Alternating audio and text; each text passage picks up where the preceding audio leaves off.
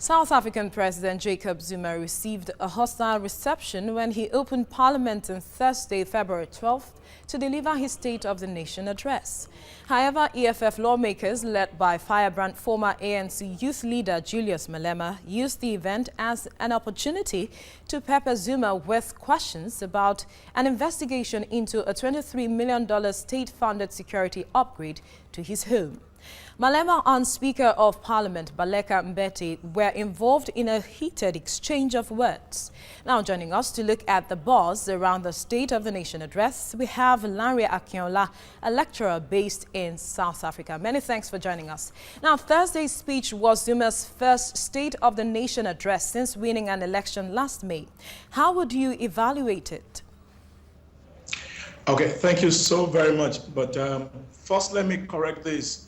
I am a lecturer in Nigeria. I'm a scholar in South Africa, precisely Northwest University. But on the issue at hand, we need to go back to 2014 when parties were campaigning for seats in the parliament and for power. The DA and EFF spoke extensively about what they perceive as corruption in government. They picked the president particularly because of his misuse of power, particularly in relation to the Nkandla saga. And since then up till now, the question they've been asking is, what is the president going to do about the allegation against him? And they're also demanding, when is he paying back the funds that they felt was unjustly spent on his private property? So when you look at the State of the Nation, now this issue of the State of the Nation has also been in the burning on the political landscape. Since last year, the members of parliament have been requesting the president to come and address the State of the Nation. And then ANC and the people around the president have said that the president will come when they see that the situation is conducive for the president to come. And now that the president has come to address the State of the Nation, two issues we have to critically look at. Was that State of the Nation a place to discuss the issue of Nkandla, where you expect the president to respond to personal issues? Or was it a place where the president is to give scores and to give direction about what the government is done in the past and what the government is going to do? And I think that was fundamentally the challenge at the parliament on Thursday, 12th February, because many of the members of parliament, the opposition particularly, DA and EFF, were actually not keen on the presentation of the State of the Nation, but they were so keen on the president answering to the charges, and they wanted to know when he was going to fulfill the report, the aspect that say he has to pay back certain amount. And then the speaker made them understand that the State of the Nation was not for such, and that the president is not running away from answering questions, and that he will answer questions when the need and the atmosphere is right for it. Cut in here, why do you think, or do you think the president is trying to avoid questions as regards the Nkandla scandal, looking at the situation of things? Well, the truth of the matter is the Constitution of South Africa creates an office, the Office of the Public Protector. And the Public Protector has done an investigation to see that the presidency, in quotes, is culpable in handling the Nkandla. All right? And then this has been a major debate. And one will expect that if the president is actually clean on it, the president should come and defend himself. And once a report has been done, the president subjected that report to another commission. And I think the final thing is that certain amounts have to be paid back. I also remember that some people who call themselves friends of the president agreed that they were going to pay back that fund. Now the question is, has the fund been paid back? And why has it not been paid back? Now, why is the president running away from this? That is a major question. Again, I wouldn't know why the president is running away from it.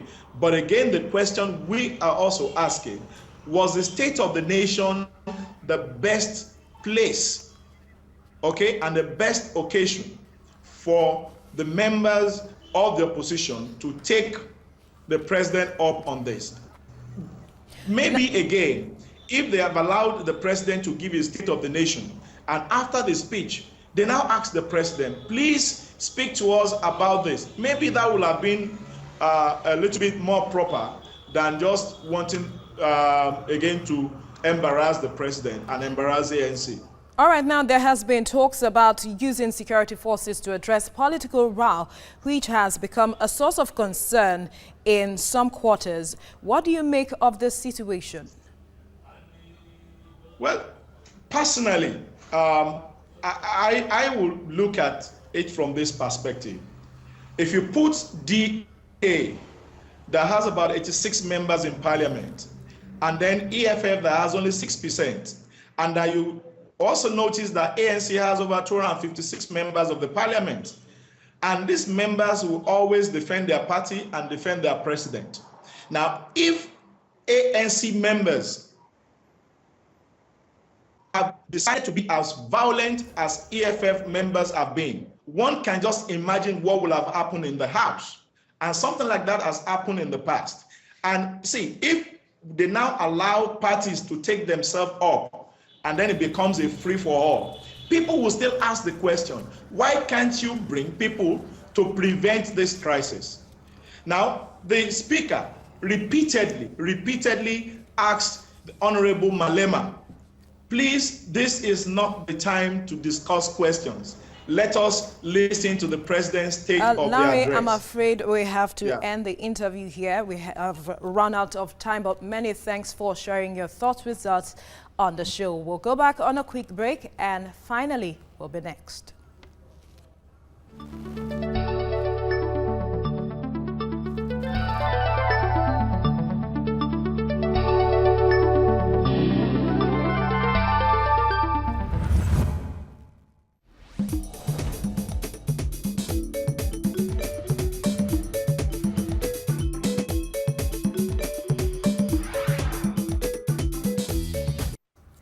As the world gets ready to celebrate Valentine's Day this Saturday, what better way can one express their affection than with flowers? Kenya is a top flower exporter to the EU, and during this season, the sector is anticipating high returns. Roses are red and violets are blue, and in Kenya, love is in the air ahead of the Valentine's Day, set to be marked on Saturday across the world. After months of impasse with the European Union, following delays in signing an economic agreement, Kenya's flower industry is on upbeat mood. Kenya Flower Council Chief Executive Jane Ngigi says demand for flowers is now at an all-time high. People have been very busy, flurry of activities on the farms as people really rushed to close their shipments. We're looking forward to a good season, good Valentine season, especially after the difficult last quarter of 2014. Now, Kenya is one of the high-class flower exporters in the world. In fact, supplies at least a third of all the cut flowers in Europe. And on this Valentine's Day, florists are going flat out to cash in on the event. In Nairobi, vendors have been lining up unique bouquets of flowers, with prices set to increase before the weekend. David Mushero is a florist in Nairobi. We are trying to make new things more like than last time, so that we can update minds of people as they don't see what they found last year. They find new things. According to EU statistics, Kenya's flower sector earned $495 million in sales of roses exported to Europe last year, which contributed to 30% of the total exports to the European market during the same period. The Kenya Flower Council, however, believes the sector has much more potential and is already looking at diversifying its market. Well, the world celebrates St. Valentine's Day, and Africa wish for the love and gifts shared to transcend beyond today. We all wish for an Africa without violence, an Africa where each one will be her brother's keeper. That's the show for today. Keep a date with us, same time next week for a fresh episode. I've been your guide, Veronica Anuchi. Thanks for watching. Bye for now.